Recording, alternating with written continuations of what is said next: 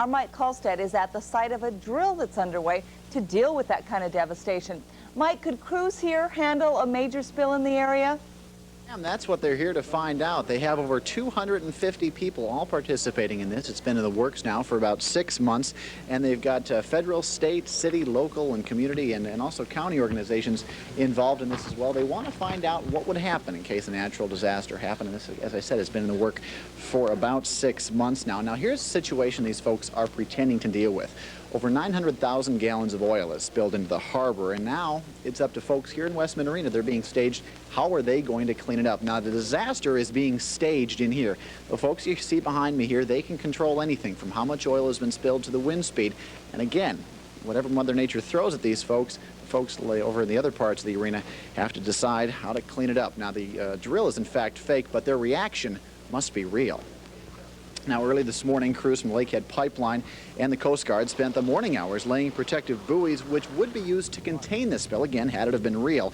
About 900,000 gallons of oil has leaked into the Eloise Bay. Meanwhile, over at the Westman Arena, the command center played host to the people that would handle this emergency, again, had it been real. Over 200 people. The total cost for this, about $250,000, but Superior's mayor says it's well worth the price. What it has allowed us to do is take a look at our operation to see what we need to do, whether it were an emergency of this magnitude or a smaller one. We are now better prepared just by being a part of this planning process than we were before that. Now, the man who's been planning this does this stuff all over the country. They do 6 every year nationwide. And he said, so far, things are going very well, better than average, as he said. And also, he says there are no right or wrong answers with how crews deal with this. This is a practice session to teach them to work together and what to do and who will take what role. Now, they'll wrap things up here coming up later on tonight, and tomorrow they'll be back from about 8 till 11 staging the disaster, and then they'll go through a debriefing. Pam? All right, Mike, thanks a lot. Coming up next on Eyewitness News at 5. The first video from China shows the horrible devastation. Listen up for some advice on how to save your ears. The Channel 6 o'clock news is straight ahead. You're watching Channel 6. This is the Channel 6 o'clock news.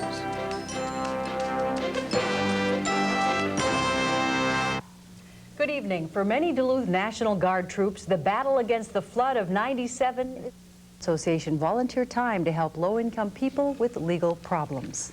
The City of Superior, Lakehead Pipeline, and the U.S. Coast Guard were put to the test today. They had to respond to an oil spill. Well, a mock oil spill, that is. The exercise tested the response capabilities and the contingency plans in the event of a real oil spill in the Twin Ports. If this had happened, this is practice. This is you write a plan, you test the plan, practice it. Should the real thing happen tomorrow, they'll be much better prepared. Crews will take part in this training through tomorrow. Well, stay with us. George's forecast is next. And what do a crying baby and a snowmobile have in common? The answer. Announcing the National Dodge Sale. It's never been easier to get into the cars that change everything. See the friendly Dodge dealer near you. You are watching WDIO-TV Duluth, WYRT Hibbing. The Northland source for news, sports, and weather with Dennis Anderson, Ryan Lund, and Colin Ventrella. This is Eyewitness News. Good evening, everyone. UMD has another fight on its hands. A class action lawsuit filed in U.S. identification of the bones. They've been sent to St. Paul to determine the cause of death. Emergency crews in Duluth and Superior are preparing for what they do in the event of a natural disaster.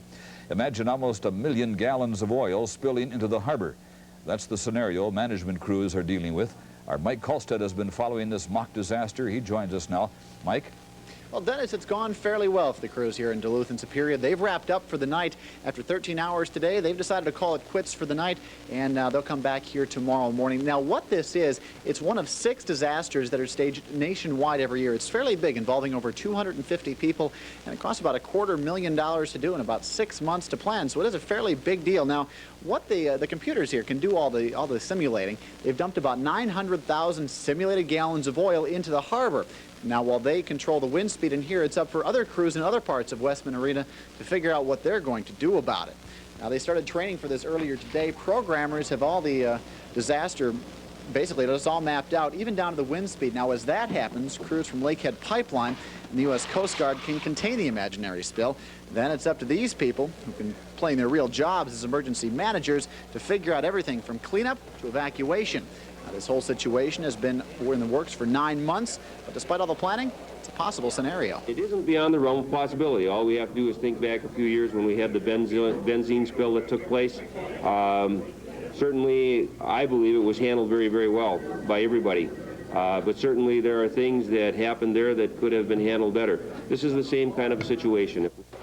Now, again, the price tag about this, about $250,000. The two mayors of Duluth and Superior say it's worth it for them, for the cooperation and the planning that needs to take place here. Again, Dennis, they have wrapped up for the night here. Most everyone has gone home. They'll be back at it again about 9 o'clock tomorrow morning, followed by a debriefing session after that to find out what they did right, what they did wrong in case this would ever happen in a real scenario. Sure, it's got to be a big job down there. Thank you, Mike. Residents in Grand Forks and East Grand Forks say heaven has answered their prayers. A woman from California has